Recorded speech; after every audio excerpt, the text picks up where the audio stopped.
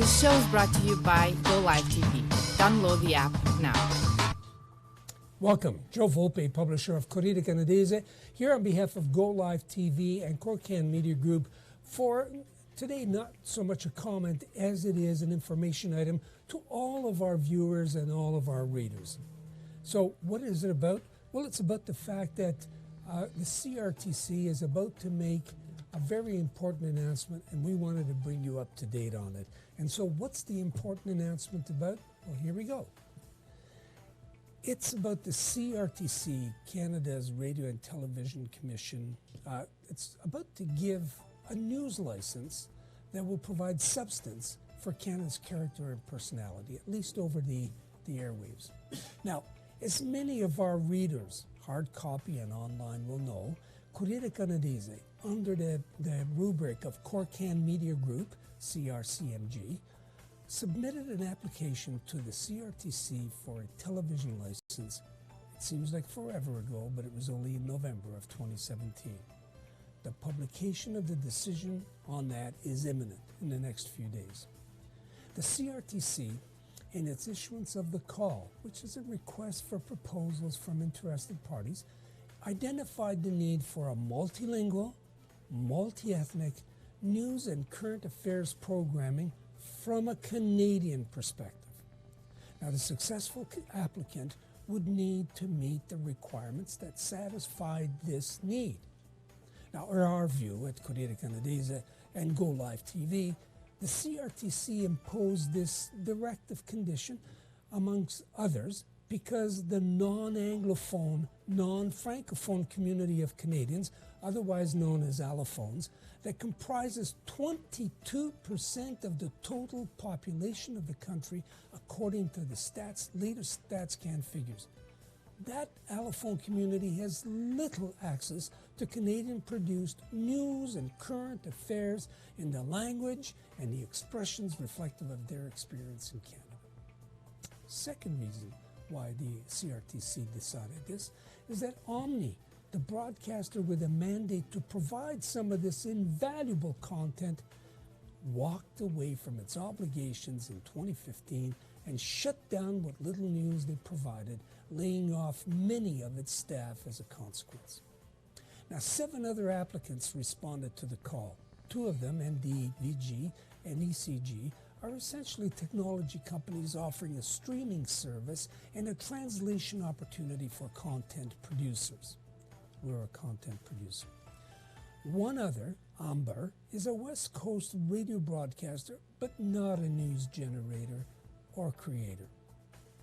Existing broadcasters like Bell, Rogers Omni, ICTV Montreal, Chorus Telelatino Asian Television Network, has, as evidenced in their submissions in writing and oral presentations, are focused on nostalgia programming produced abroad, plugged in and played for Canadian consumption.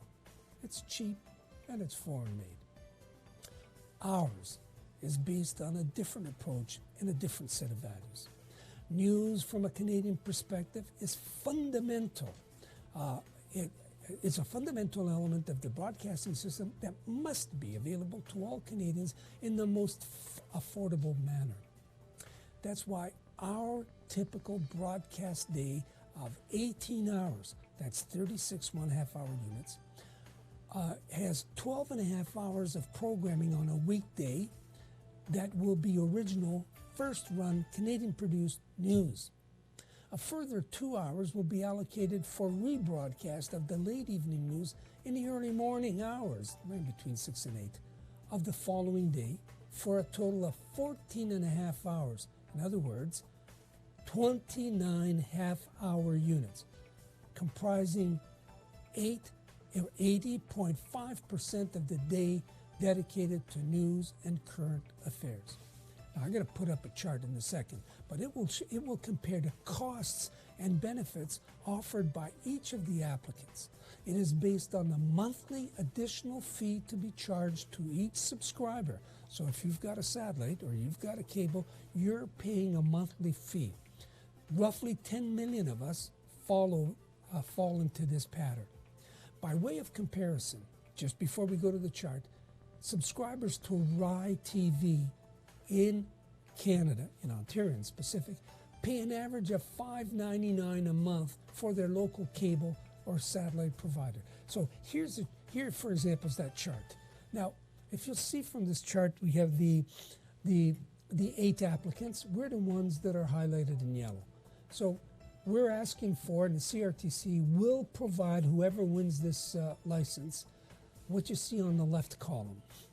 It'll be 30 cents, 25, in our case, 20 cents per month per subscriber. What's the total value of that? If you follow into second group, the second channel is how many millions per year that comes out to. And the third one is the subscription revenue per half hour. So how much are you prepared to spend?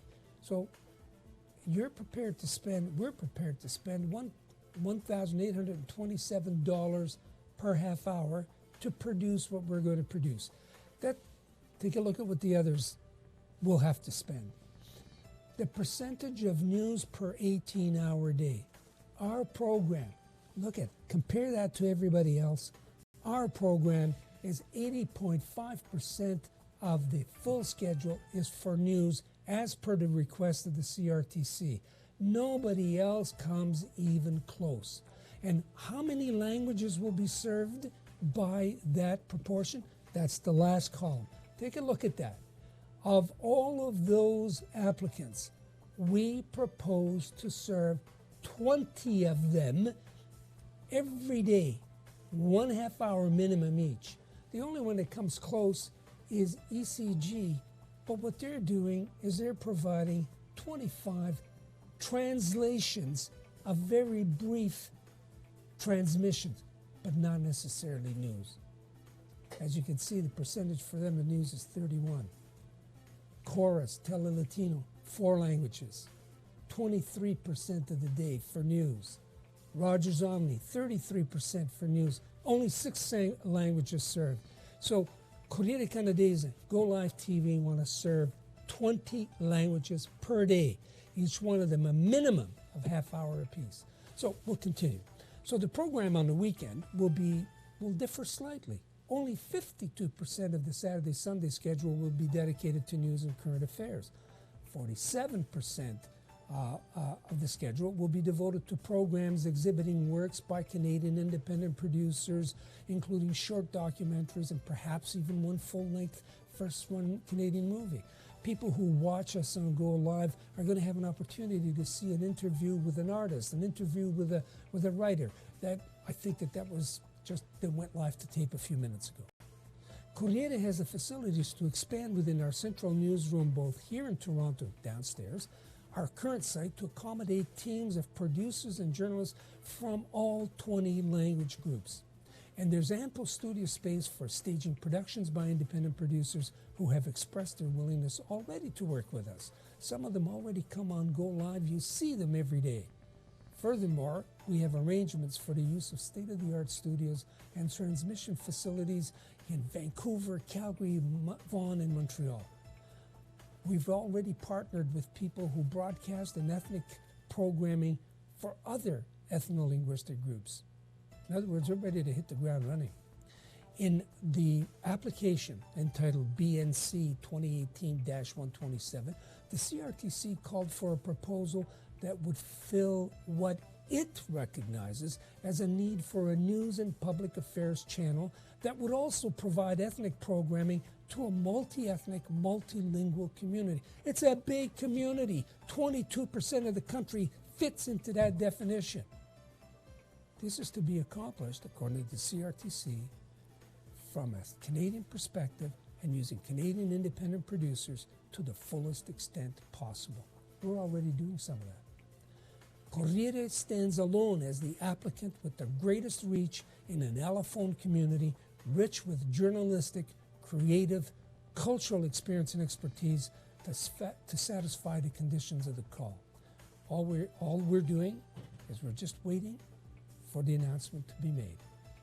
And obviously, we've got our fingers crossed. So this is Joe Volpe for Corriere Canadese, Go Live TV, Corriere Media Group. Thanking you for following us. encouraging you to follow us always online and in our print edition, and inviting you to write in your comments. Not a problem. And all the best. We'll come back in a few minutes in Italian.